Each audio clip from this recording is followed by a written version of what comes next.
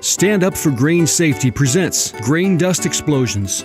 Combustible dust, like grain dust, can be explosive in certain conditions. You have to have the fire triangle, number one, which is ignition source or heat. You have to have oxygen and fuel. To have an explosion, you have to have confinement also.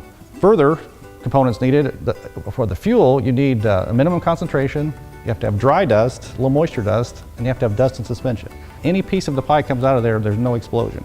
And of course, that's the goal. Workers at grain handling facilities have the most control over the ignition sources through maintenance, and they also have the control over the fuel for housekeeping.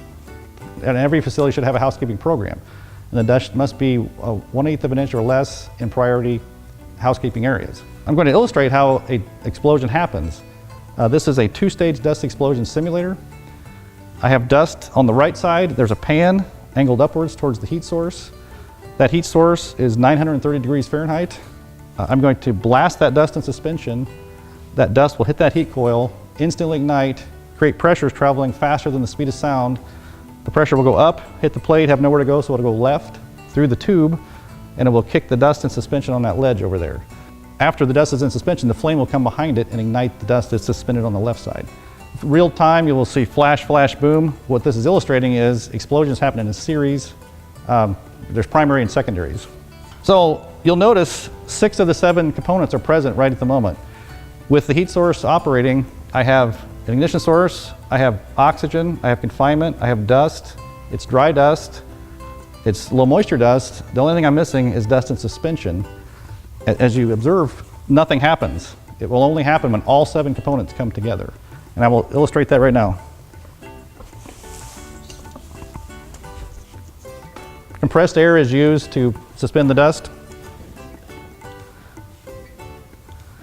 All right, here we go, 1, 2, 3. So what you saw there is a 2-stage dust explosion, and that's very similar to what happens in a grain handling facility. The primary explosion is minimal, and then the secondaries are the ones that devastate the facility. The dust used for this explosion that I just illustrated is corn dust, right from a feed mill, near a hammer mill by a feed mill. It's dry, it's like flour, but it's corn dust. And in the chamber, on the right side, I had 1 scoop of corn dust, and on the left side, I had another scoop. So 2 scoops created that kind of an explosion. What could your facility do? So this time, we're going to set off an explosion, but there's only fuel, dust, on the right side of the chamber. So what you'll see then, you'll only see 1 flash. And this illustrates why housekeeping is so important. You may have a primary explosion, but with good housekeeping, it minimizes the secondary explosions.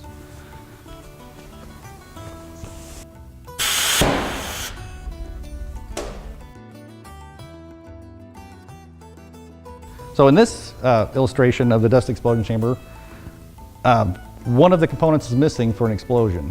I'm missing confinement. On the left side at the top, there's no paper over the hole, and there's no dust on the platform on the left. There's only dust on the right side. So what we're going to illustrate here is a flash fire.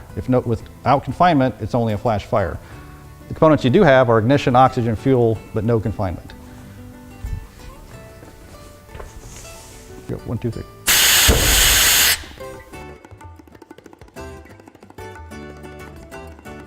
For more information on Stand Up for Grain Safety, visit www.standupevents.org.